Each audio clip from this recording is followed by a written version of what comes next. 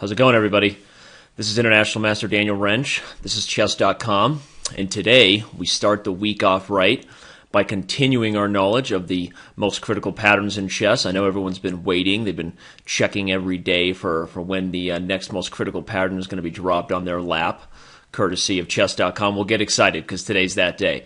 Before I move directly into the mating nets, just want to remind you what we're doing here. Chess is a very complicated game, and though at the highest levels there are a lot of things that separate the best from different types of, calculation skills and obviously a great memory and opening preparation. There's a number of things, but for the majority of chess players, they spend most of their time reading through thousands of chess books and looking at all the different information that's out there for them and not really knowing what is critical as far as immediately impacting their growth. What's the most critical thing for them to do in their study habits so that they can improve rapidly and see how far they can get? Well, a lot of the times there's so much good information, but you have to know what patterns repeat in chess. Because chess is so complicated, if you're not able to pull on knowledge or see a repeating idea, even if the position is slightly different, and that repeating idea that you have there in your subconscious and your knowledge allows you to execute a little bit better in each position, all those things, executing at a high level and knowing what plans to choose are based on your knowledge from before, your previous experience, aka what patterns you can see in the position, and recognizing a lot of random people that don't know about chess. If you talk to them and they think all great chess players just have a genius IQ and there's incredible memory and calculation skills, and some do, but for the most part they don't understand that chess is a game of pattern recognition, and so those who are the best tend to have the most experience under their belt and can pull on that knowledge and pull on the patterns they know. So that's what we're trying to achieve with this series, is to give you all the patterns you should know.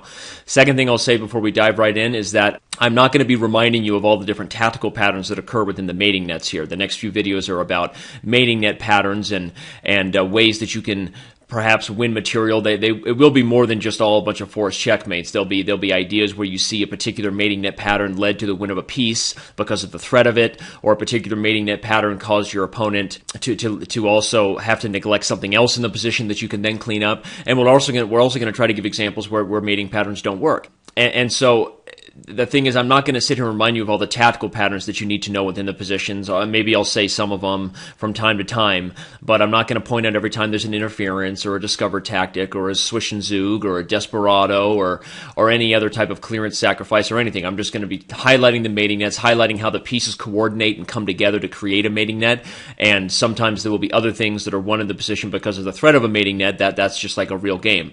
Not everything leads to a beautiful checkmate, right? But for the most part, we're going to be focused on the mating patterns, and I'm not going to remind you of all those tactical patterns you need to know. If you want to do that, again, there's already been 4 videos, I believe, in this series. We're on the 5th one, and you can back up and make sure you understand all the basic tactics and all the more advanced tactical patterns that you should be familiar with in chess games. So, with that said, let's jump right in.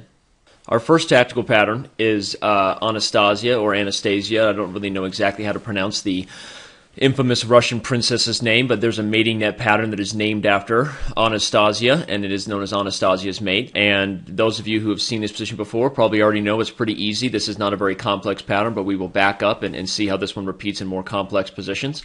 The first move is queen takes h7, forcing the king to take on h7, after which rook h5 is checkmate.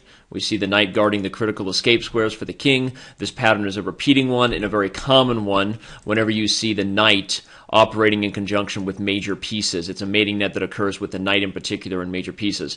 As we move forward, I will also say that I prepared this series pretty hard. That's one of the reasons for the delay before we moved on from tactical patterns to mating net patterns, and that's because I really enjoyed this. In fact, I learned something just looking at all these different mating net patterns, and part of it was learning all the names of these things, which I didn't really know, which is maybe not the most critical thing, but it's fun to start to recognize all these patterns by name. What I'm saying is what I did mostly in the preparation was I didn't want to just give you a bunch of patterns like alphabetically, right? I didn't want to just lay out a list alphabetically. I didn't want to make it random. I wanted to try to find a way, looking at all these different mating patterns in the game of chess, and try to find a way to group them together where it's kind of like jumping from one piece conglomerate to another. So I'm going to try to bring you all the different types of mating net patterns that I classified of a knight working with major pieces. So the first video here particularly, and we'll see how many we get through, is going to be about the knight and how it works in conjunction with the the major pieces and what mating nets occur there, and what type of mating patterns occur from those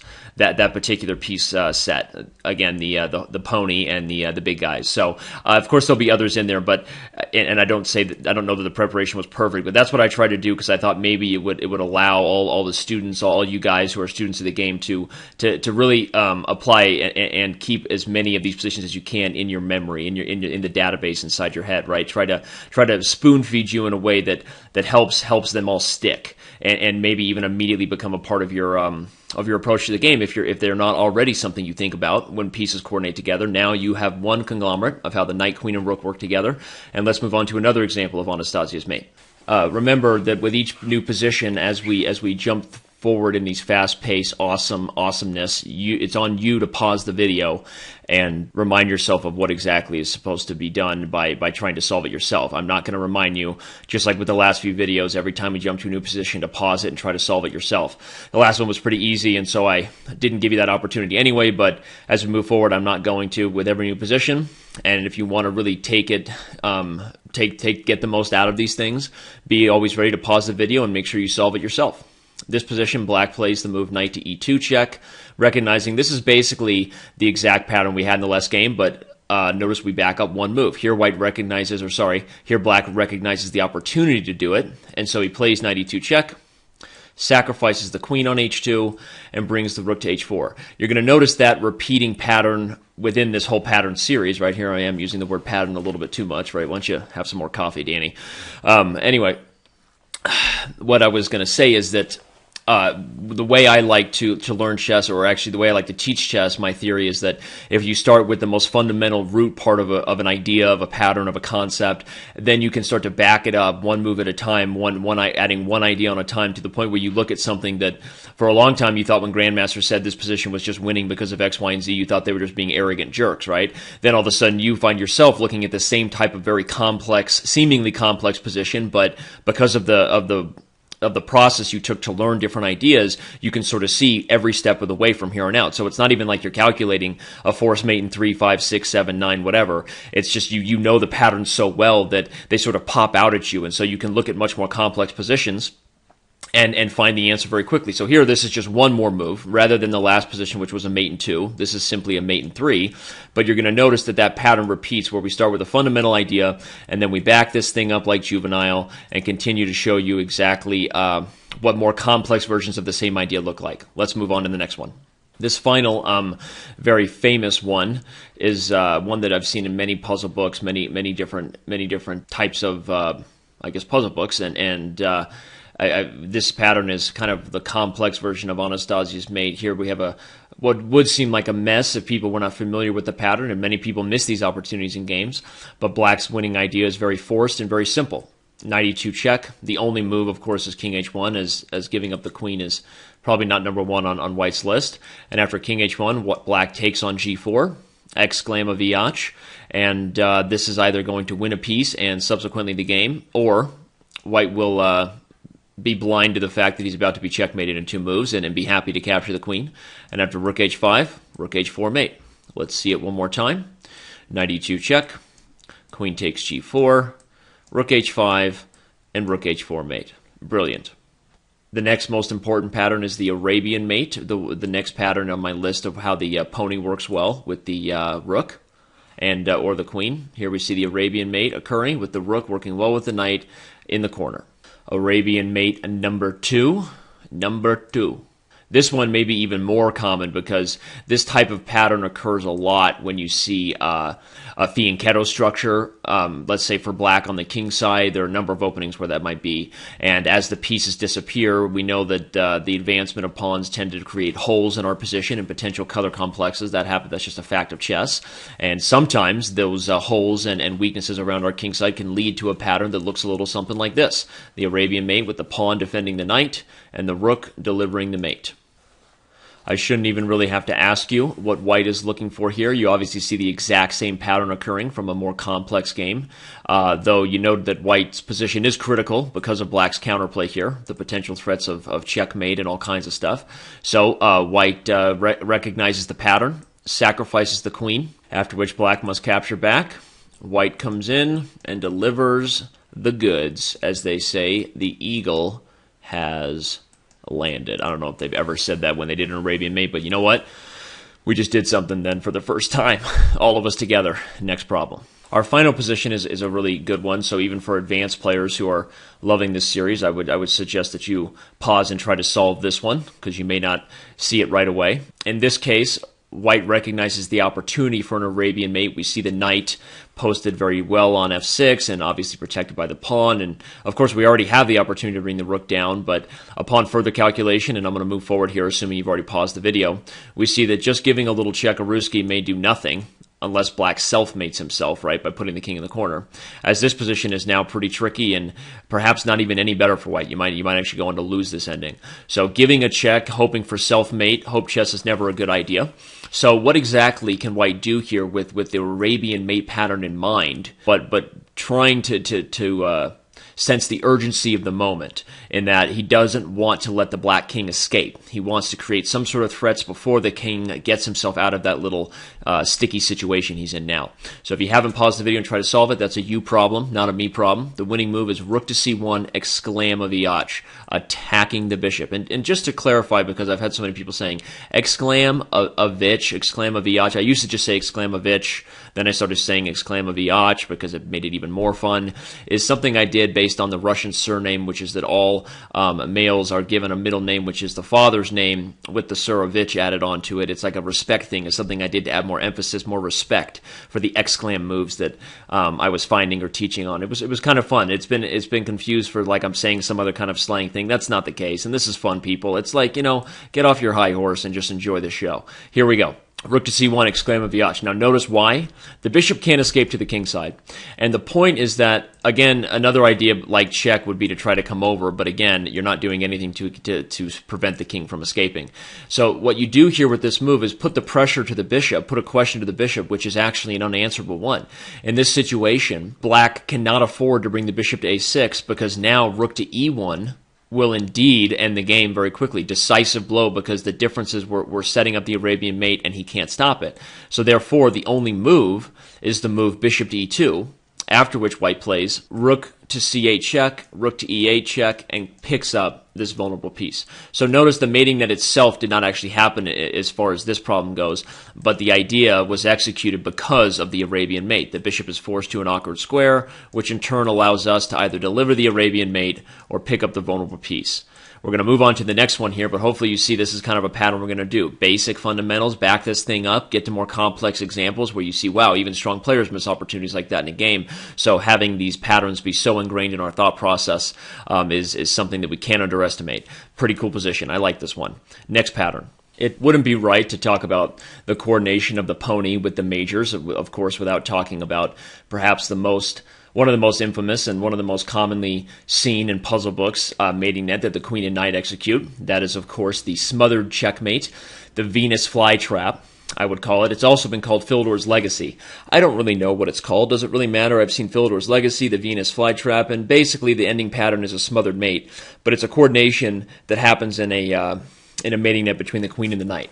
And it goes a little something like this. Chekaruski, sacrifice Chekalina Lashlamba, deliver the goods.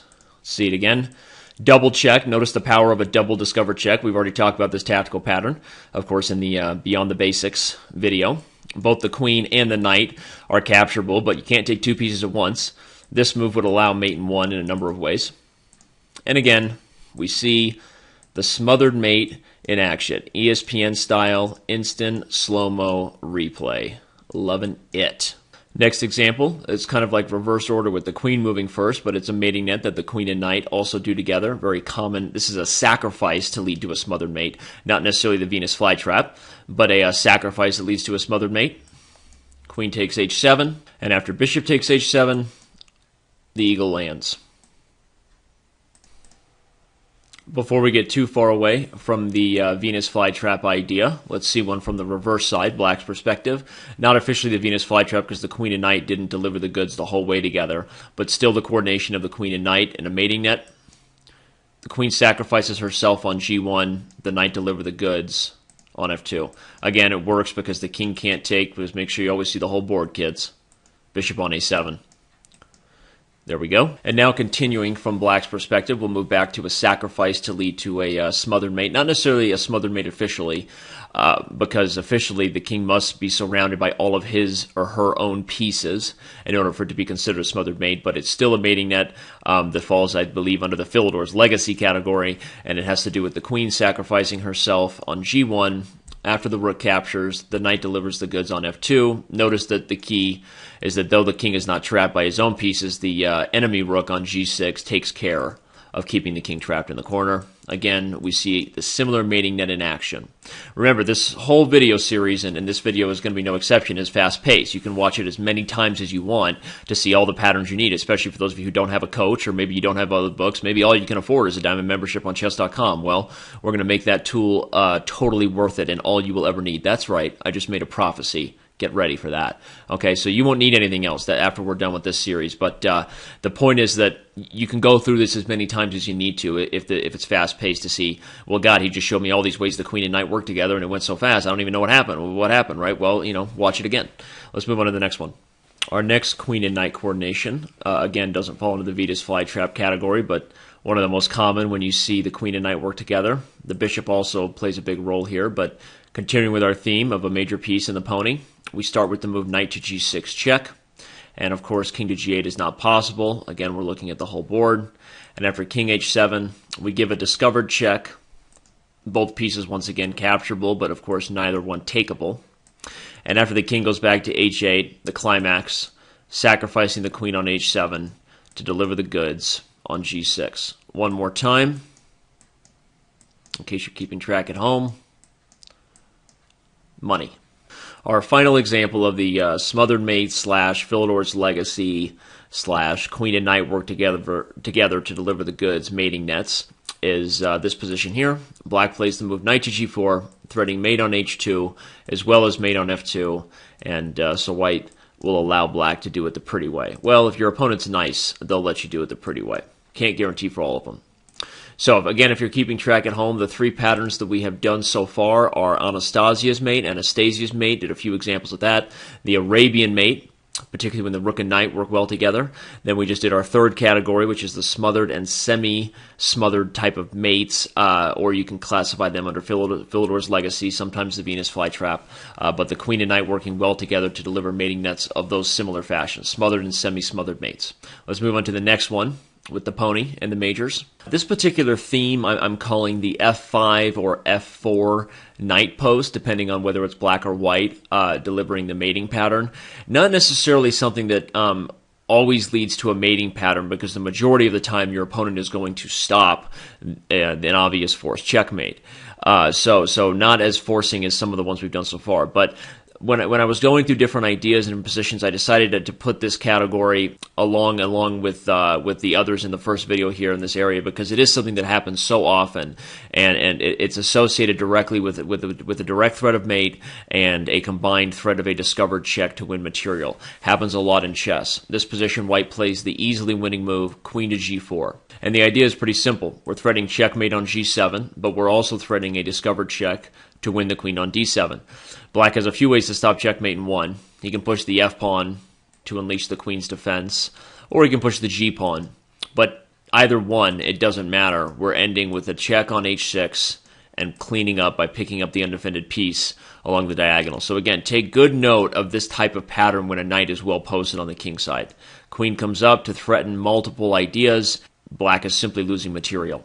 As we did with the other patterns, we simply back up and see the same idea, just slightly more complex. White recognizes the opportunity to do this, and so captures the bishop on d7, obviously, and then delivers the exact same pattern we saw in the previous position.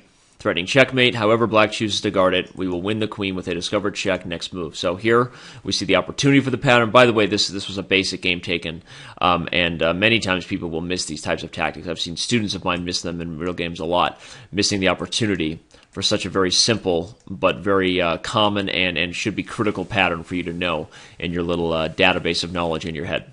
Here's one we're going to show where it's shown from the white side, even though the pattern is ultimately executed by black, because it's white to play here, and in this game, white did not recognize the coming threats and the potential for this pattern, and so dealt with all the multiple different ways that the knights are coming at his king with the elimination of this knight on e5, which fell immediately prey to queen to g5. Double exclam, maybe even an exclam of Iach, same pattern we've seen. Notice that retreating the knight, attacking this queen does nothing because of checkmate. And anything else to guard the mate on g2 will simply allow the discovered check and the win of the queen. So arguably, maybe white's best move was simply to give up the exchange by playing rook takes e5. I think white's in trouble here, but this move is certainly one of the worst ways to approach the position, and white immediately fell prey to this idea. So prophylaxis is also a way that you can improve your game by knowing all these mating patterns. Prophylaxis is the idea of your opponent's threats, right? Future defensive methods to defend against your opponent's threats, so be aware of that type of idea. Moving on from that particular theme where the queen and knight line up for a mate on g7 and an immediate discovered check to follow, here we see one that's another pattern that will occur with the knight being well posted on this strong position. Not quite like the one before. Advanced players should even pause and try to solve this. Not so simple.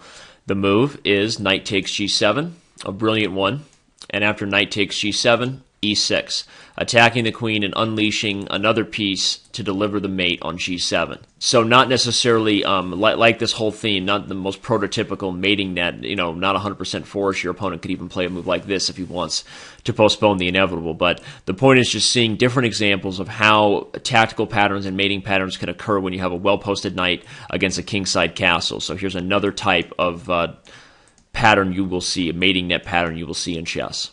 And the final position before our next theme, moving away from the f4 or f5 knight outpost, is one final different type of discovery, not the basic ones we've already seen. I don't say basic, maybe not the ones we've already seen, not similar to those. A little bit different. And again, even though it's black to play, we'll keep it from the white side, not too hard. You should be able to follow it. The winning move here is knight to g3 check by black. And moving the king would allow black to eliminate the bishop on f1 and deliver the goods. Next move, among other ways to win, probably. So after h takes g3, white has no choice but to allow queen h6 check, followed by knight h3 check. So we see that the pattern was that the queen and the two knights, which tend to be the Batman and Robin duos of chess, I always say, when it comes to mating nets, they seem to work so well together.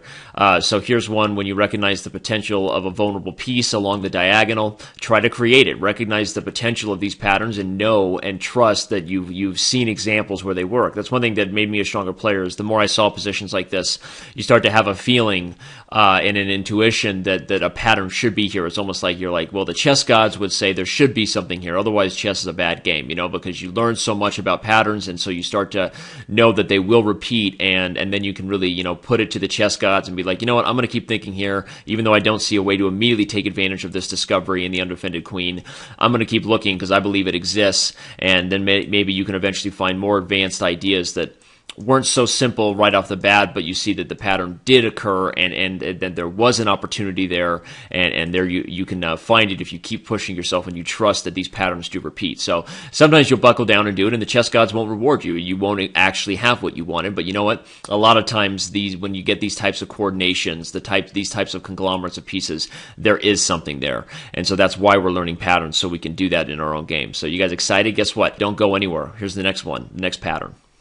The next one is a pattern that I knew a lot and had used in my games, and of course seen in many famous puzzles and examples, but not one that I necessarily knew the name of. Apparently this is called the Taimanov's Knight Jump, Taimanov's Knight Sacrifice Mate, Taimanov's Knight Checkmate. I don't know. Does it really even matter? And probably Taimanov wasn't even the first person to use it, but you know what?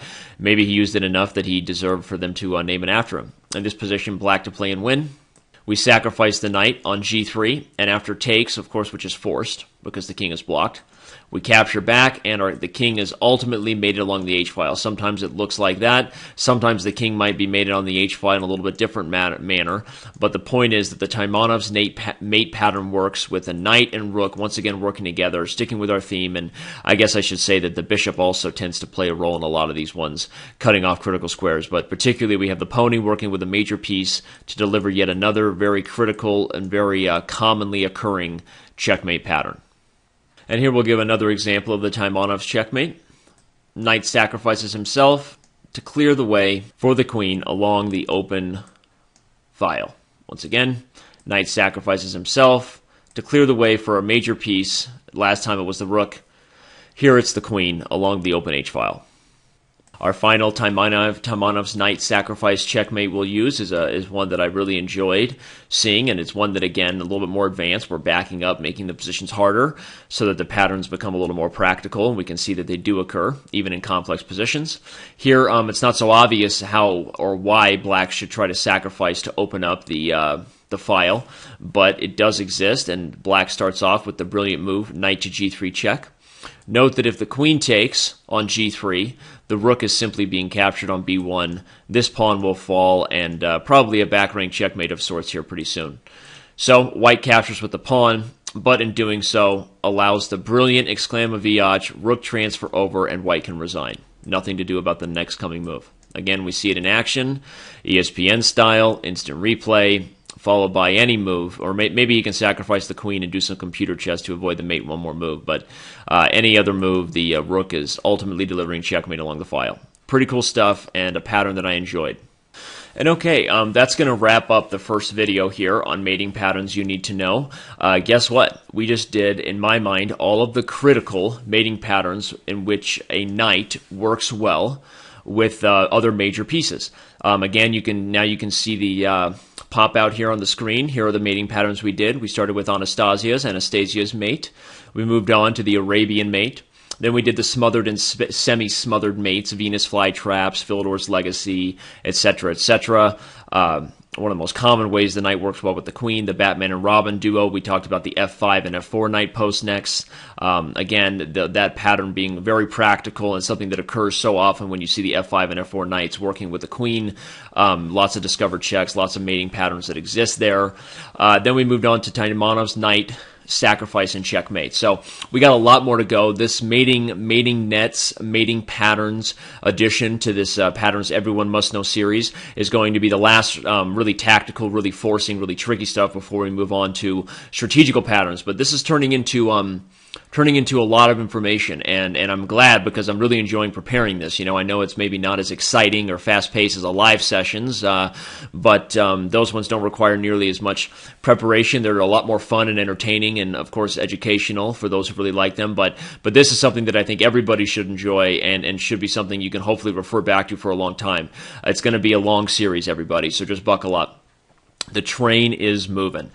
So next mating pattern series you're going to see toward the end of this week. We're going to move on to well, I won't tell you. You know what? We'll keep that little cliffhanger. I'll tell you what mating patterns come next. But of course, I can guarantee you that, like this one, I'm grouping all these mating nets together in ways that I feel will be most beneficial for you, and hopefully be most applicable to your games. You can kind of group all these patterns. So, like, you're learning mating nets inside patterns, and hopefully those are being delivered in a way that is also like a pattern. So you can maybe see how they all come together. So, hope you enjoyed how the knight works well with the major pieces, and hope you enjoyed this video, and I'm going to see you around on chess.com.